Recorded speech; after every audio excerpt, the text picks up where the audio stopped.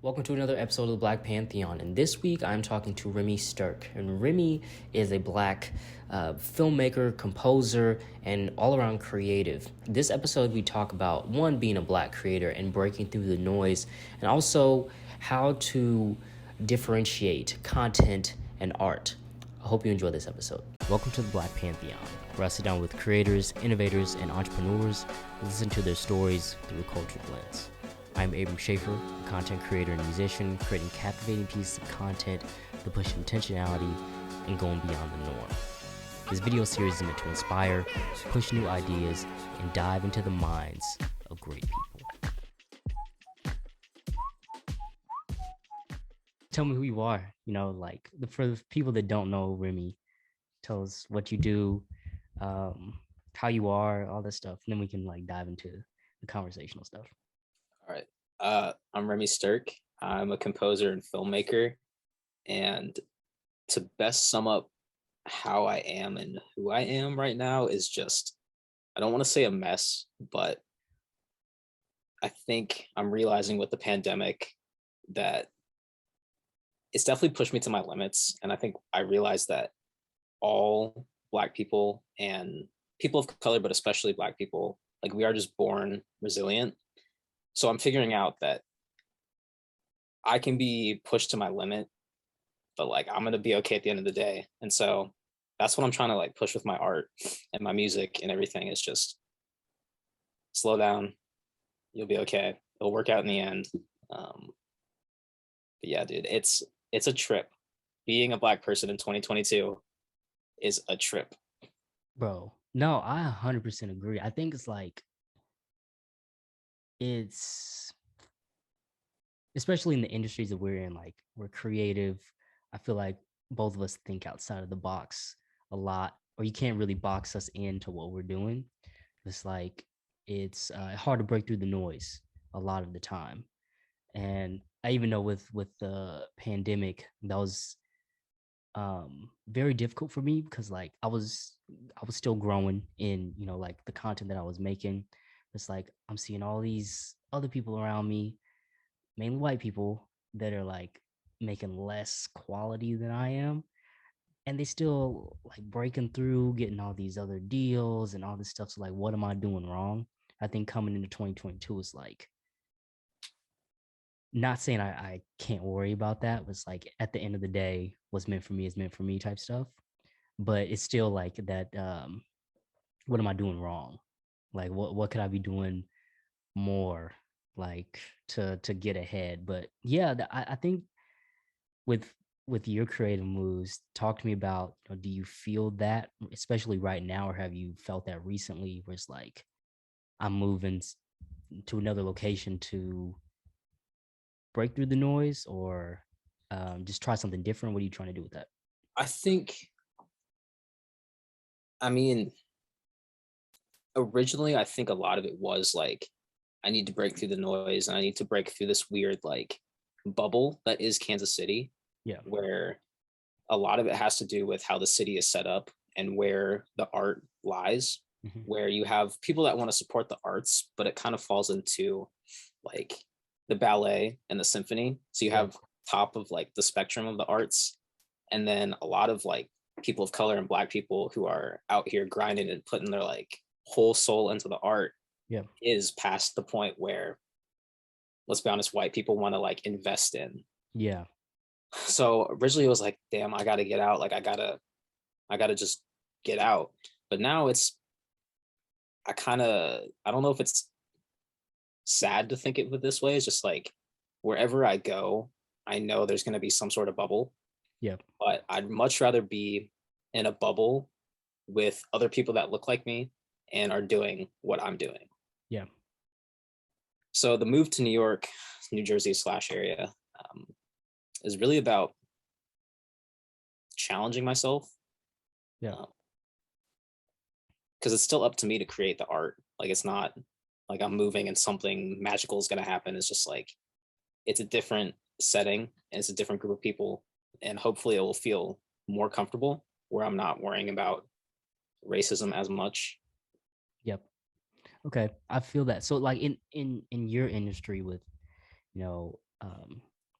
being a composer, but also being a filmmaker. Uh, what has that been like? Because I feel like there's two different worlds. I know when the composers that I know are mainly white, and I haven't seen any black composers before like Black Panther for real. Um, so yeah, just tell me about like, your experience with that, even how you came into like I want to do this. I feel like, well, my experience has always been people are looking for a very specific type of music or like style, in my opinion. So they're looking for, I guess, I don't want to say where the money is, but these big projects that are looking for composers, or like ad agencies around here that are looking for composers, they're looking for a very specific type of music. Yeah. And that more often than not happens to fall into like the white category. Mm-hmm. And for me, music and film are so closely tied together where if I'm thinking of a film, chances are I have the music planned out. I have like the sync and hit points. I have the whole vision planned out. Yeah. And it's getting people to like see your vision because they're going to go with what makes money and what's been done before within the history of the company, the project, the film, whatever. Yeah. So in that regard, it's just, yeah, I don't know how you break through the noise of whiteness. No, because like that's I kind of went through the similar thing is like the whole reason I started doing the bass videos was because those beats I was sending out to people, they were like, no rapper's ever gonna rap on that type of stuff. So I was like, well, I might as well just like use it for myself and make something out of it. But it's like the preconceived, like following the trend, I would say. It's like, okay, we know this works, so we're not gonna go outside of the box and try something new. But I feel like that's where dope things happen is when you try other things and give people chances. But like with your, with your knowledge of music and even your style of music, how have you like have you been in those meetings where like I wouldn't say you had to be aggressive, but being like you need to take a chance on this because even though it's not the traditional route of composing, like it's something new and people gonna rock with it and it's gonna make your story even better. Like do you have to go in those meetings acting like that or how do you address that? For sure, for sure. It, it is, yeah. I mean, it's definitely, it takes a lot of just trusting yourself and kind of just break into like this new character. Um, but yeah, you have to think so many steps ahead, saying like, I know right now it might not make sense on paper, or Yeah. like in the history of what you're trying to do, it might not make sense on paper. But I mean, the other thing is like when you go into these meetings and you say, you kind of have to avoid the whole I feel Mm-hmm. situation Yeah. because Yep. they really don't care about how you feel. So No. like even if you know and you're like you feel in your heart and you're like this is it, like I can feel it, like it's really resonating with me. Yeah. You could put all of that passion into that proposal and they could still say like that's just a feeling. Like we Yeah. have numbers. But no, it is kind of, it is aggression, but it's like careful aggression where you're trying not to come off as like, you know. Um, but I guess like when you make your bass videos and you're making these beats, Yeah. and have you ever tried to get like placements for the beats where you're sending something that's labeled as like hip hop, but they're looking for a watered down version of what they think hip hop is? I've I've never really like tried that. I did it within like the ad agency I've worked for. So I'll just like make something on the spot. I was like, okay, knowing that I'm over the project, this music is just gonna go underneath this. But like I've never actively tried that out, mainly because I'm either nervous a little bit of trying it out. But I think that's something like I kind of want to try to see what happens. But yeah, I think after the whole like rapper thing, because I was in studio sessions like day in and day out playing these beats, they were like, nah, I'm just looking for trap beats. I'm like, bro, like there's so much more sounds Right. and So, but I think I've been starting to get more inquiries about like mixing. I feel like you can attest to this as well, like mixing the film aspect as well as the music aspect, because I feel like that's like an advantage point for us because we know how to make the music, but we also get behind the camera and know how they connect. Um, Right. so yeah, I really like want to try that area, but I've been getting a lot of inquiries about that. Like, well, will you do a music video for me, but will you also help me make the music behind it?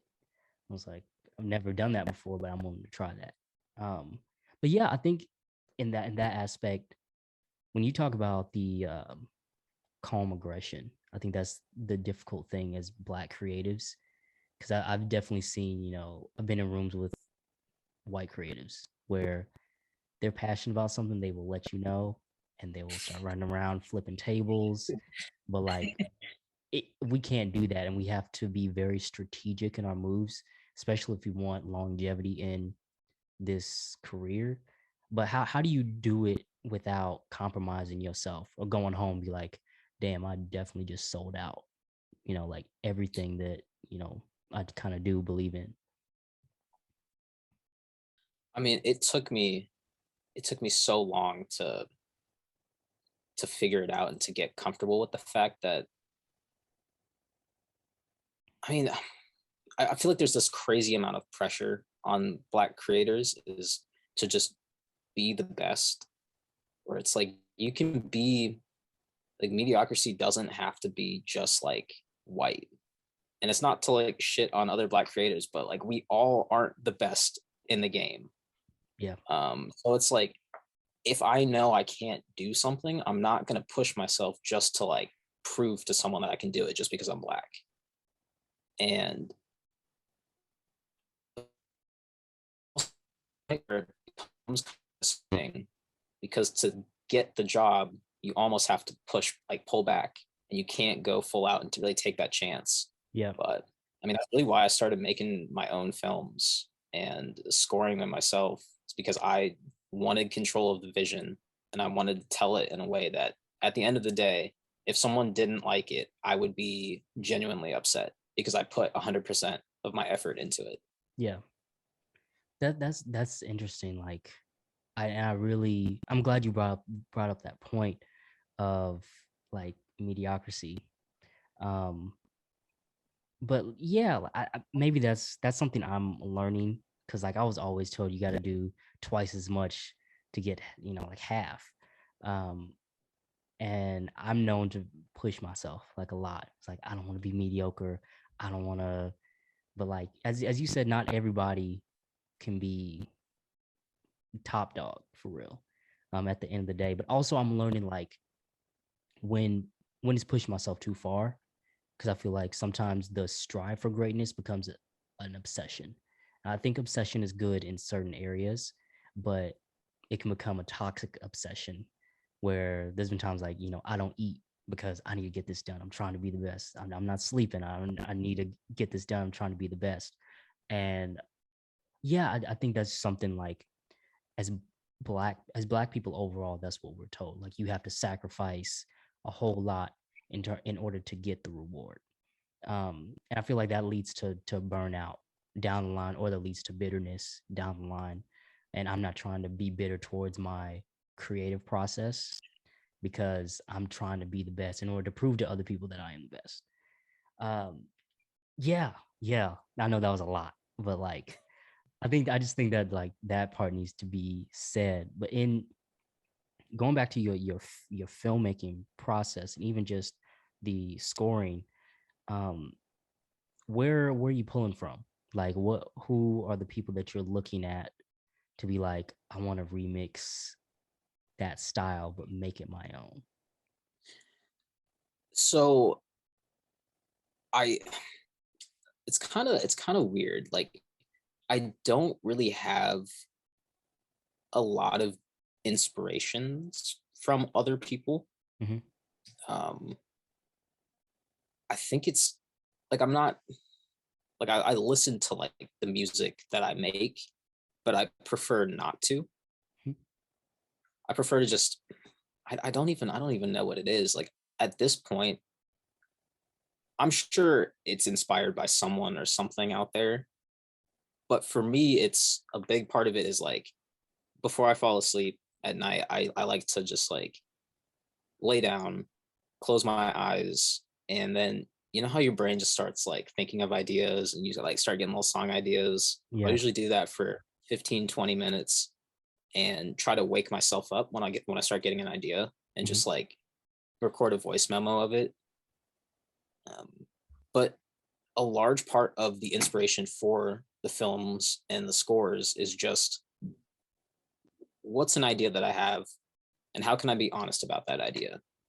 Where if it's like a melody that's a little off the wall, why not let it be off the wall? Like, Yeah. what am I trying to prove? Like, what am I trying to dumb it down for or whatever? Yeah. In those sessions, um, are you is that a process where you have to go through like, okay, when I'm sitting down before I touch anything, I need to remind myself I need to be authentic. I need to be, or are you just kind of like going at it, seeing what happens, and then editing it later to be like, that was really forced. I don't like that.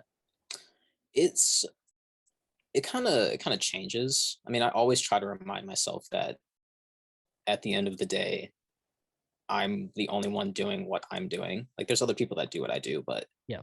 no one's living inside my head and like executing the ideas the way I do.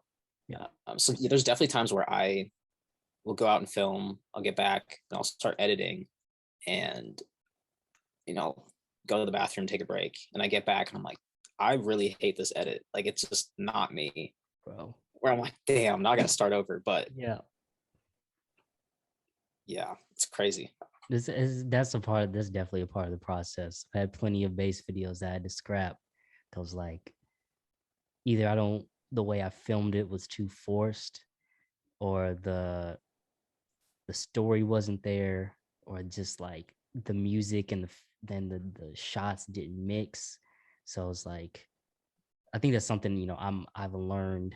Um, I built a cadence of in the process of making bass videos is like I'm gonna tell my story how it is, and like if you like it, you like it. If you don't, you don't. Um, in terms of, I know we both post on social media, and especially being a Black creative and posting on social media. How have you dealt with that? Not giving up your authenticity for likes and views and comments. It's oh man, Instagram. I love Instagram. I hate Instagram. It's driving me up the wall. Yeah. Um, I mean, I used to use a lot of hashtags, and then it was right around the time that the protests started happening, Yeah. and it was like hat or content under I don't know hashtag Black creator started disappearing from the feed, Mm-hmm. and it was like anything that had to do with non-white things started disappearing. Yeah. And so when I was using those hashtags, my content was getting buried. I was getting like bots. And then I stopped using hashtags and started to get a very natural growth on there. Mm-hmm. And then now we're just kind of plateaued. Like it's just I'm posting and I'm trying to like I'm putting so much energy into just being myself. And I know it's not all about social media. It's not all about like the likes, Yeah. but it's I see like I don't know how to say this in the way that I want to, but I love white creators, Yeah. and I love like comedy white creators where they get on and they post a story of them like pooping in the bathroom, and like millions of people love it. Yeah. And then you see like a Black painter just posting a little time lapse of them creating and being honest, and it's like nobody sees it. Yeah. And it's how do you balance that where you want to open up and share what you're passionate about, like what your life is about, but like nobody's paying attention. Yeah. And it's just I don't know, it kind of and then it breaks into like why am I doing this, like you start doubting yourself as an artist and a creator, and all because you're just not being seen.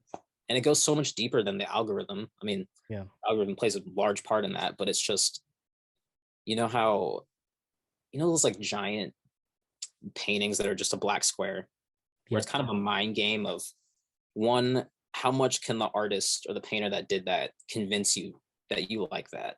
Mm-hmm. And then two, how do you see that painter? Where I feel like to see a black creator is to not see their art first. You have to be convinced that like you should look at their art. Mm. So it's like when I'm showing people my art, I mean, obviously not my friends and like family, but Yeah. new people, it's always the question of, are they seeing my art, or are they trying to like think of a reason why they should be interested in my art? Yeah.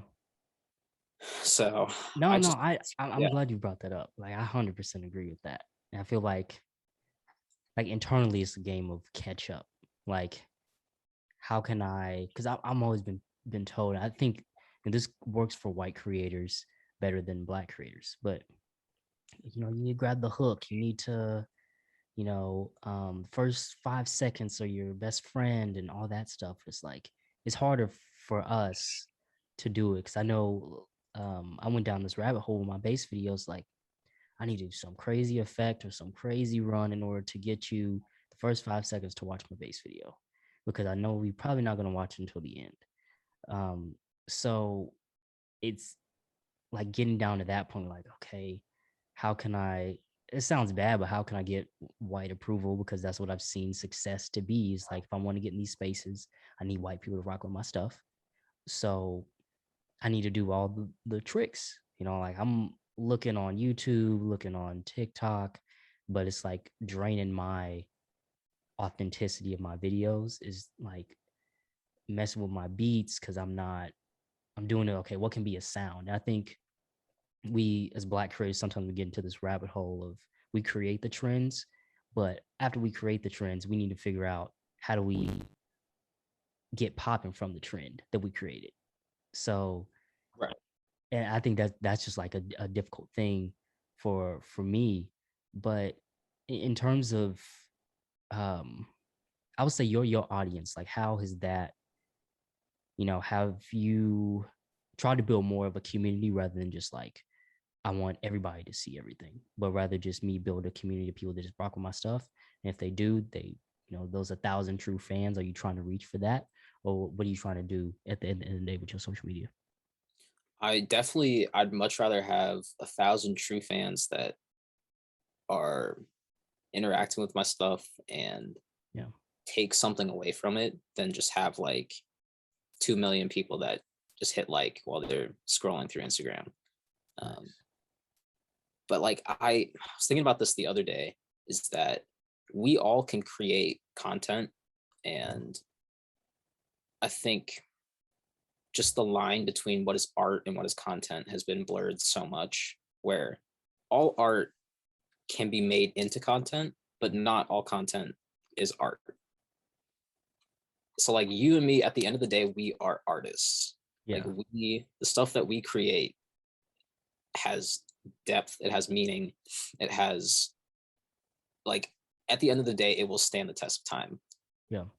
But it's how do we deliver it in that content way without losing the fact that we are creating something raw. And that's the most draining part, because it's like, go on TikTok and put it to the sound. It's like, okay, cool, but that's just, I don't know, it's not fulfilling enough.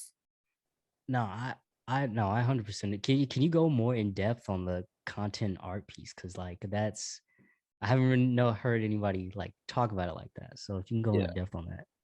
Like, I mean, I'm guilty of it. Like if I'm if I have nothing to do, I'll hop on Facebook or like TikTok and just watch those like really stupid hack videos, or like the skits. Like Yeah. that is content. There's no substance to it. It's more often a white couple doing some dumb stereotypical misogynistic thing, Yeah. and it's like, it's funny on a very topical level, but it's not something that I would save and be like, damn, that really hit me. Yeah. um, and like consuming art takes time. It's the purpose of it. You're supposed to see it, like, let it sink in, think about it, question it, and Yeah. then like you are always thinking about it, even when you're like, I don't know if I like it. And then it kind of grows on you. And it's just this whole time is that's the impact. It's the impact of drawing you in enough that you're spending days, weeks, months thinking about it. Yeah. And this content is like, I don't know. I don't even know what TikToks I watched this morning. Like they're funny. I liked them, but I just like I don't remember anything. Yeah. And a lot of the art I feel like is the art you see is not, it's not just about what's going on in that moment. Like when you, I'm sure you know this as like a freelancer of people aren't paying for that specific service. They're paying for the years and the hours it took you to learn that service. Yes. So if you would do a job in 15 minutes and you charge, I don't know, $300, they are paying for the years and the hard work that you put into that. And it's Yeah. the same thing with art is like this painting that is like, you know, it's just painting, it's on a canvas. You're not necessarily paying for what you're looking at right now. You're paying for the experience and whatever that person went through to get to this point. That's a good point because I think, as you said, the line between content and art is being blurred. Like when you go to TikTok, see a 15-second video, 30-second video, like, even if it's polished, it's like, oh, it's only 15 seconds. I'm going to give you a lesser amount because it's only 15 to 30 seconds. It's like, nah, like, I feel like, I don't know if you've ever been through this, but I've definitely been undermined as a musician. It's like, okay, you only playing 2 hours. I'm going to pay you $100. I'm like, nah, like I've been playing like 15 years before this, like to get all this stuff to play for this gig. So I just think now it's become art and content is more so like, how do I make money from it? How do I get either make money or not spend as much money because of how quick it is? If I can see a white creator make a 15-second video that pops off, like you should be able to do the same thing, and I'm just going to pay you less than that because you don't have the following that they have. So Right. I think that part is interesting, especially I feel like in the creation process is like remind myself that what I'm making is art and not content. Yeah, I'll put it underneath like I'm creating content, but at the end of the day, it's art because it has a deeper meaning. I'm putting time and effort.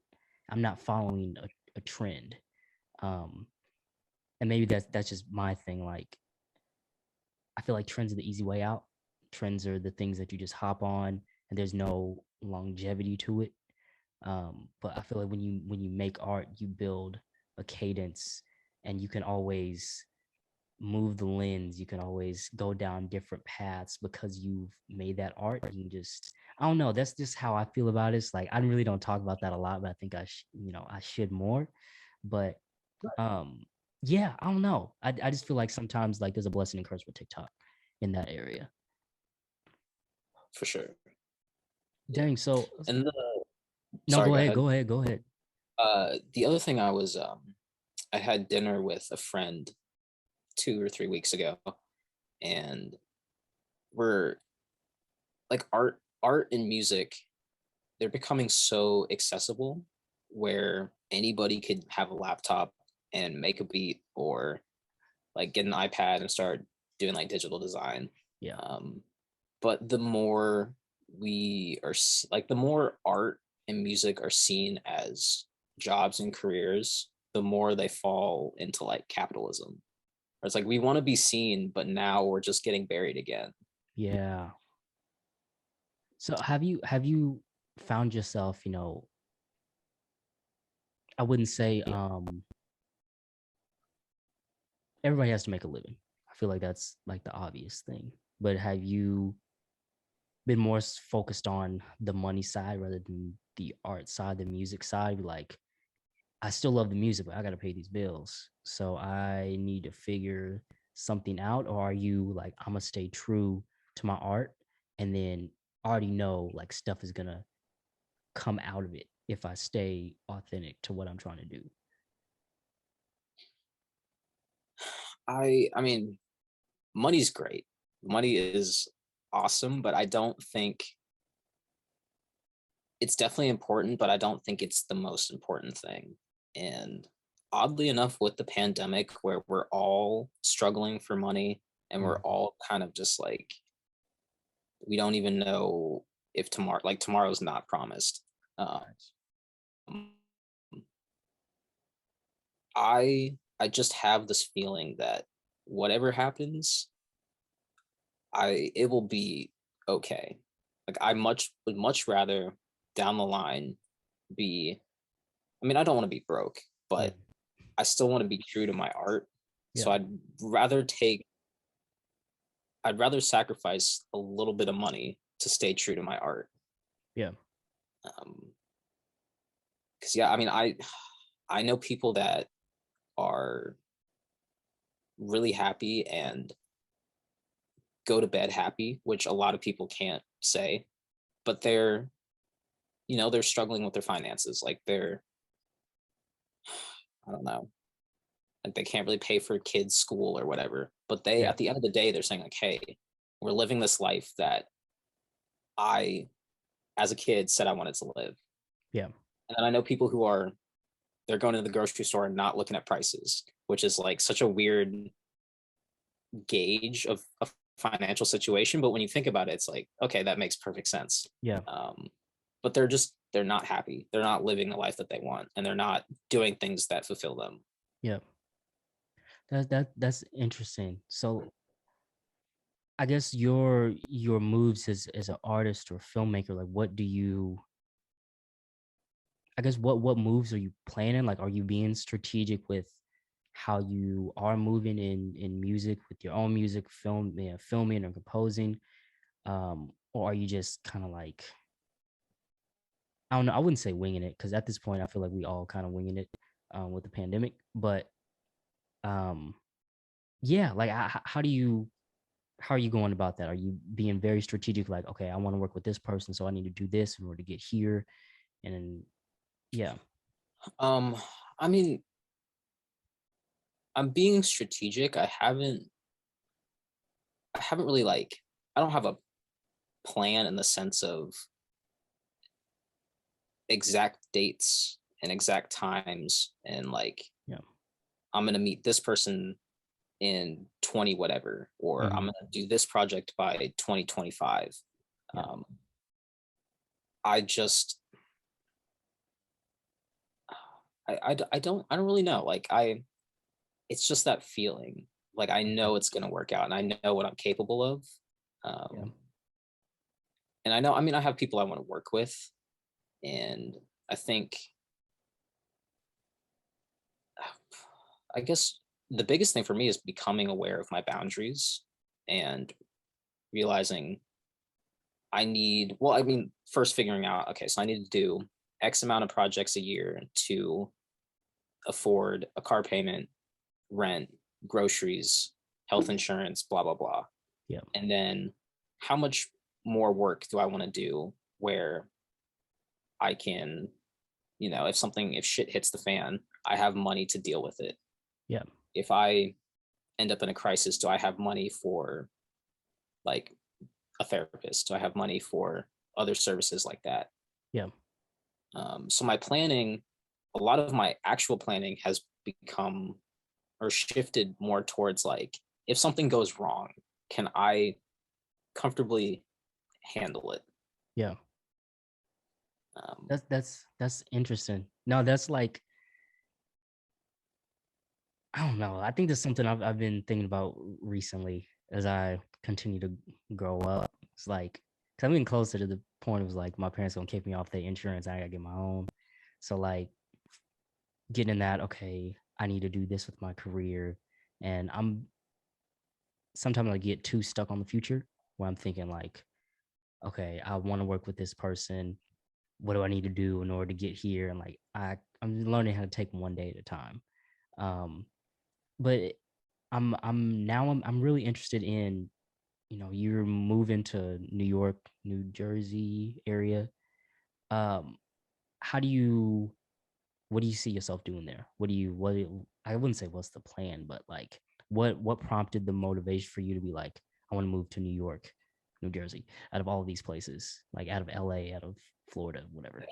Um, well, I took a trip in October last year and spent almost a full month there. And the biggest thing I noticed was like I was waking up and I was happy for no reason. Like I just felt good. And it wasn't like, I mean, I didn't go for work. I just went for personal reasons just to, get some closure on some childhood things Yeah. and just have space to think. And I wasn't focused on work. It wasn't like, okay, I'm here for 20 something days. Like I need to see this person. I need to go here. I need to be here at this exact time. It was just like, I think I saw a future that I was stable in Hmm. outside of work. And that's another thing for like Black creators is that our work becomes so much of our daily life. Like for me, like I struggle to put it down because I'm always thinking of the next thing. Yeah. And like when I woke up, like I don't know, I think it was raining one morning. I woke up and it was just so disgusting outside. Like it was dark, humid, and I said, you know what? I feel good. Like I feel like I'm in a place where I can have a bad day and be okay. That So is that's the thing that really prompted this move is like at the end of the day, even if let's say I work on a big project and then the client pulls out and it's just like I just lost thousands of dollars, I know at the end of the day that I'm going to be okay. that's such a and like the especially for black people, because I've seen with my father and my parents, it's like the work and the life just kind of became one and you couldn't break it. Like, skipping dinner because I gotta work. Like, dude, it's past 9 to 5. So, but now it's harder to maintain that happiness. Like, can I get up? I think my main thing has been getting up and going immediately to my laptop without thinking about it.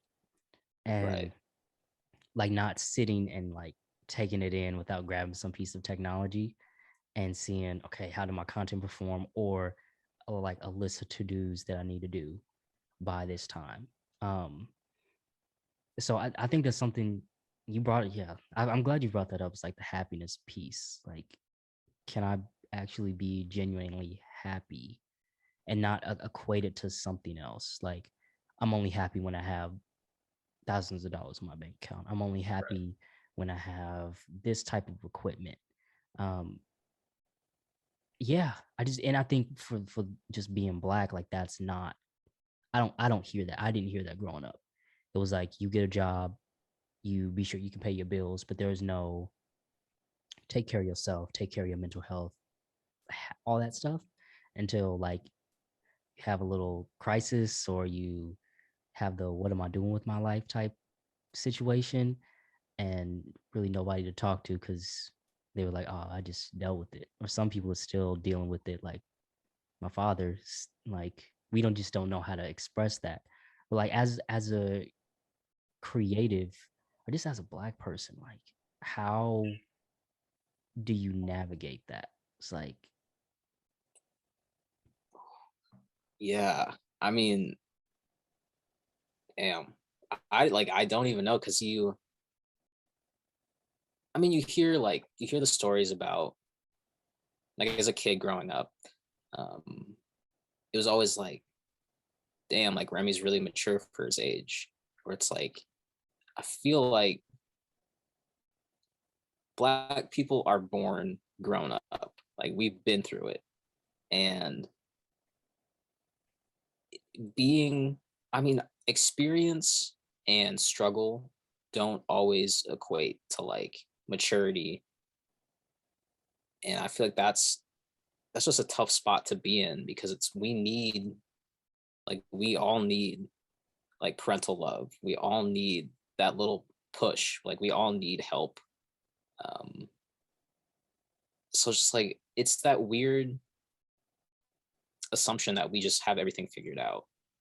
Where, and it's like that. I mean, I don't even know where the stereotype comes from, but it's like I'll do it my damn self. Like, Yes. I mean, we'll do. That's the truth. Like, we're gonna do it our damn self, but like, Yeah. that's not by our choice. Like, that's just it got so bad, and it came down to that point where that's like what we had to rely on is ourselves. Yeah. Um, so yes, we are strong and independent, but like that was not by choice. That was just we are surviving.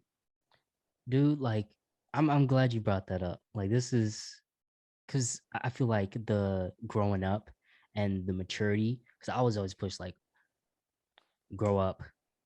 Yeah, like always doing the like I was young doing like the manly things of the house. Cause like my dad was there, but he's forced so like be tough, no emotion. Why you crying? Like all that stuff. But also, my father was very strict on if it's not done right, we're gonna do it again. And he's definitely had plenty of outbursts like I'll just do it myself. I'll just do it myself. And I see myself doing that now. And I'm noticing it's spilling over professionally just a little bit. It's like in terms of collaborating, because I'm very skeptical on collaborations because I know how I want things done. But it's like if it's if it's not up to the standard that I see, I'll do it myself. I'll Right. just like what is that growing up piece where we we feel like we have to do it perfect because we can't make mistakes. Like I was raised where you cannot make mistakes, and it built anxiety within me, even professionally. Even when I'm just working my own stuff, like, Abram, why do you hit that note? Why are you doing this? Why are you doing that? Like, but knowing that my white colleagues, they can make mistakes and get second chances, third chances. Um, but yeah, I just that's the thing where I feel like the slowing down and being with yourself, even just creatively, like what am I doing for myself creatively? Like if it's not fulfilling, if I feel like I'm under this microscope that I'm putting myself under in order to produce what I need to produce, is it really authentic? Is it really genuine?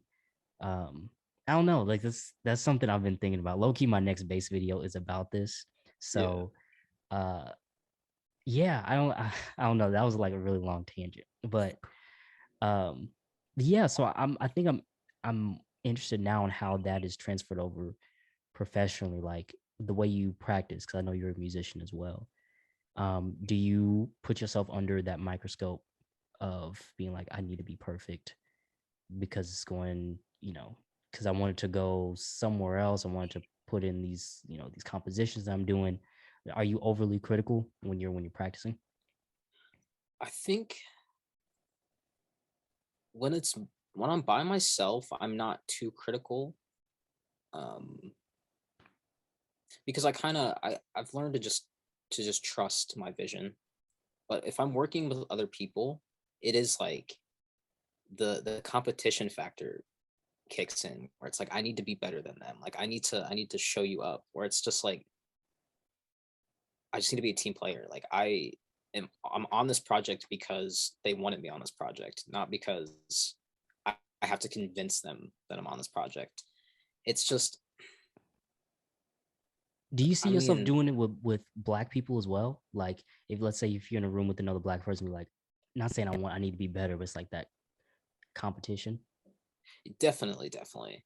Um, and it's learning the fact that like going back to like the mediocrity thing is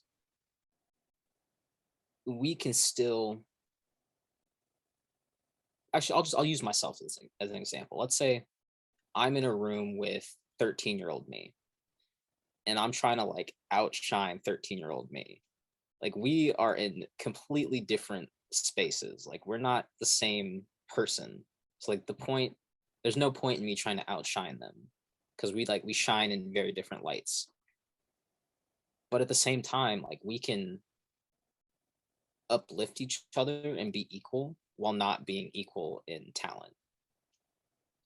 So it's really hard to work with other people, I feel like, as a Black creator, because you're just so used to doing the absolute most and taking on responsibilities that really nobody asked you to like take on. It's like I Yeah. just have to do the whole thing myself. Like I see it, I just got to work and prove. Like it's this weird thing of trying to prove your worth, which is so damaging. So yeah, when I work with other people, it's really hard. I have to remind myself, like, just take the back seat for a second. Just like there's no, it's not a game. Yeah. For some people it is, but it's not a game. So when you are collaborating, like, is it, I guess, are you looking at that person's talent point, like seeing what you worked on or whatever pieces you have out to determine, like, okay, if you're, I wouldn't say you're good enough, but if you're good enough, like, I can trust you, I can chill a little bit more. But if you're not up to par, like, and I still want to collaborate with you, I might have to be more on my toes, I think. Yeah, Yeah. yeah. There's a balance between, I mean, lately I'm not even really looking at, I mean, of course I'm paying attention to the talent, music and otherwise, Yeah. but I'm really looking for someone's whose story kind of aligns with mine, where we share the same morals and we share the same, like, not the exact same outlook on life, but like Yeah. we can have a conversation and a part of that conversation doesn't have to be spoken, where Yeah. it's like we can talk about real shit and we just kind of know, like, we've been through this. Yeah. That's like the most important part. Like you could be the most talented person ever, but if we can't have that like silent conversation, I it's hard for me to work.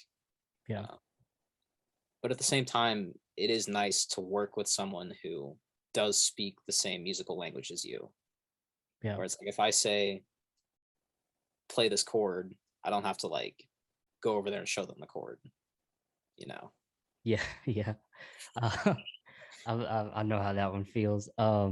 So now within that, like, in these rooms where you having, your meetings with, talking about composing or music, are you seeing Black people within these meetings, or is it like I have to explain to them the culture that I'm bringing into this project? Because it is like it is a collaborative process. But do you have anybody there, I guess, help and advocate for that? I uh, um well, I see like a couple different things, Mm, where one I'm seeing Black and brown people being included in these meetings and having a say, but it's usually a say on a narrative of their culture that is not their own narrative. So it's like they weren't brought in to tell their story. They were brought in to be a part of, like, to push a different story. Which, like, I mean, I could go into a whole tangent, but like, I saw this meme the other day where it was like rip white people in commercials 2022. Like, bro. so I'm like, you know what? Good. But also, it's so much more than just putting a person of color in front of a camera. Like, you have to see, my friend Alexis, I don't know if you've ever met Alexis. I don't think I have. Mm-mm. She's awesome. But it's just, we usually in our conversations we talk about people seeing like our Blackness, Yeah. where, like, I don't know, sometimes like when I deep condition my hair and I put in product, I'll throw on a do-rag for the day and let the product soak in, and it's like I'm doing that because it has, like, it's a real purpose. Like, it's not just, oh, Black people wear do-rags. Like, this is just how I care for my hair. Yeah. And it's like, if you can't see my Blackness, then like what are you seeing? So I'm not really, I wish I would see more of that in meetings where Black and brown people have the creative control over the narrative. 100%.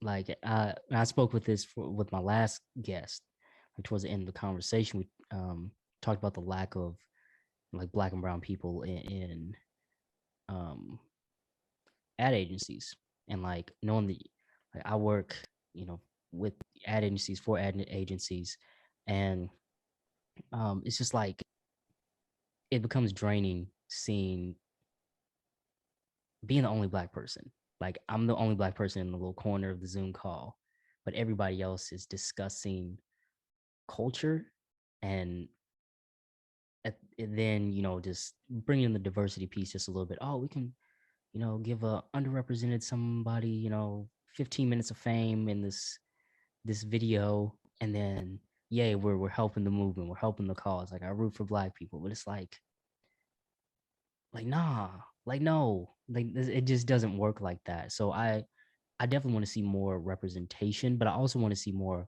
authentic representation, because like if we're Black and being in these positions but not willing to stand up for our creative vision and like our culture and what the narrative that we actually want people to see, then there's no point in you being in there if you're just going to, sadly to say, is going to be a puppet, like for real.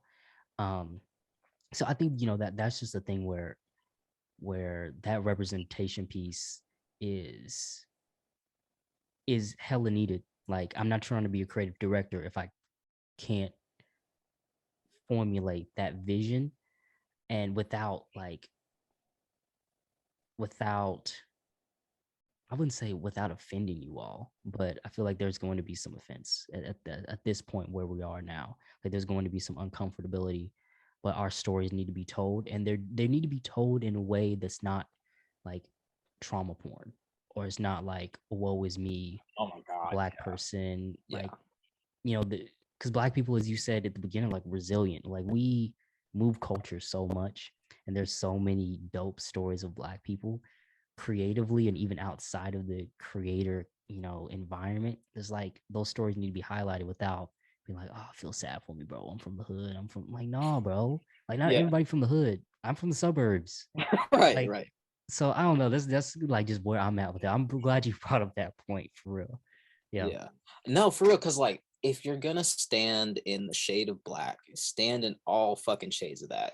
Like Facts. there are Black people that say the N-word. There are Black people that don't say the N-word. And it's just like, I don't know. Like growing up, I was told like I'm either too Black to be white or like too white to be Black.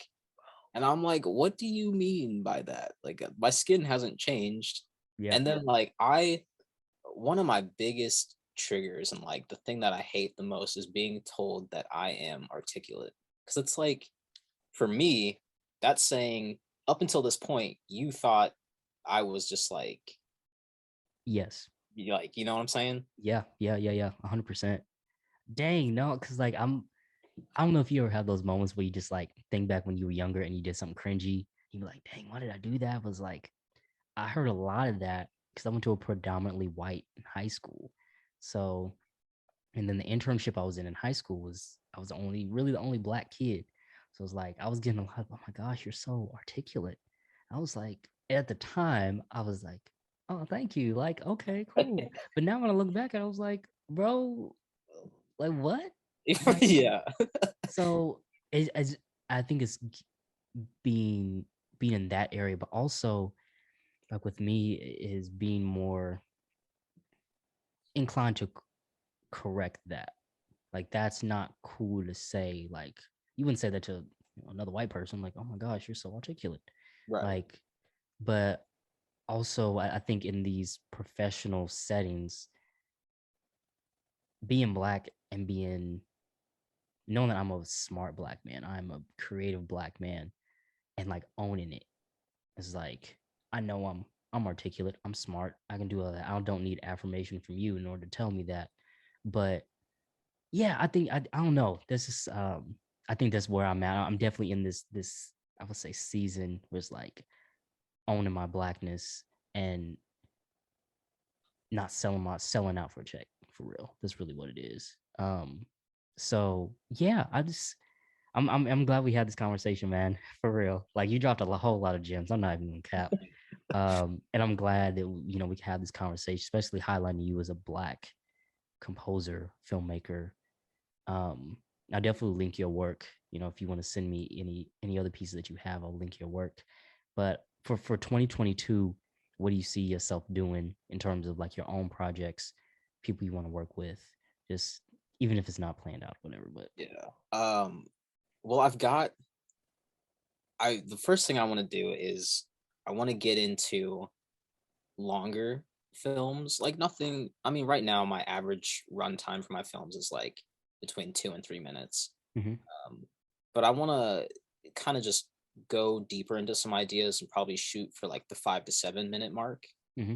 Um, which is the other thing is like progress can be as small as like adding 30 more seconds to a film. So it's like being realistic in my progress Yes. and my day-to-day abilities. So definitely longer films, and doing the one film a month was awesome when everything was shut down. Mm-hmm. But now that things are opening back up and there's just so much more on our plates, where it's Yeah. like it was ambitious, but I'm happy I did, and I'm happy I have the experience from it. Um, but I've been working on a couple screenplays, like Okay. not yet writing scripts, but like a step above like the super artsy film style that I had, Yeah. where it's like full storyboards and like character development. Yeah. Um, but a large part of that is working with more people of color. Um, Yep. and yeah, that's just, I don't know, it's that unspoken communication that just makes things go a lot smoother. Yeah. 100% So for agree. 2022, yeah, that's my plan, is really dive into these deeper projects. And if it takes longer than I think, so be it. Like I'd much rather have an end product that 10, 15, 20 years down the line will still hold up. Yeah. Dang, dude. I appreciate you for coming on the Black Pantheon. I'm excited to see everything, you're gonna be doing in 2022 and beyond. Just keep grinding, keep doing your thing. Um, Dang, this is an honor for real. I appreciate you, man. Yeah, man. Thanks for Yeah. having me on. I've been wanting to work with you for so long. Like I feel like we talk, but there's just like that connection between us. Like, damn. Dude, At the let's end of do the it. day, Abraham is the man. He is the man. I appreciate that. No, let's do it. I'm always down. Like, and it's rare. This is probably so bad to say, but like I rarely look at people like it's like someone I would actually be comfortable working with because I trust their skill set. And like you're one of those people that like I know he could do what he do and I can do what I do and we can come together and make something great. It's not like I gotta be like, oh no, I don't trust that. I don't trust you. But no, dude, I definitely appreciate you and we'll definitely talk real soon.